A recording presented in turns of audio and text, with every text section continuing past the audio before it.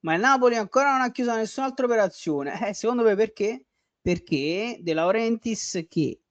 lui ci tiene principalmente, la prima cosa a cui tiene chiaramente sono i soldi, ma in realtà quello a cui tiene ancora di più è anche il proprio orgoglio e non si fa tirare per il collo da nessuno. E ti posso dire, c'ha ragione.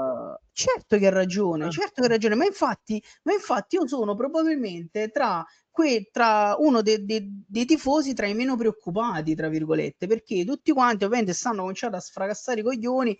ma siamo partiti, sì, abbiamo preso De Bruyne, però adesso non stiamo più chiudendo nessuna operazione, Ma è non stiamo luglio, c'è... comprando, ancora, tra l'altro il 1° luglio è domani che si apre il mercato, però la gente se lo dimentica perché c'è stata la finestra di mercato per il mondiale per club che ha rotto i coglioni e che ha creato altri problemi, 2 finestre di Cioè, mercato tecnicamente il per mercato queste si apre squadre. Il mercato si apre tra un'ora poche, e 4 minuti. esatto, si apre tra un'oretta e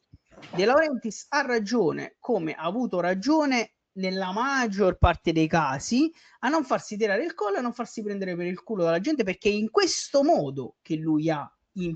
messo in piedi una società come ce l'abbiamo d'ora e che è talmente solida da potersi permettere di fare di fare tante cose, è talmente solida da potersi permettere tranquillamente di dare 15 milioni il prossimo anno ad Osimhen e farlo schiattare 2 anni in panchina.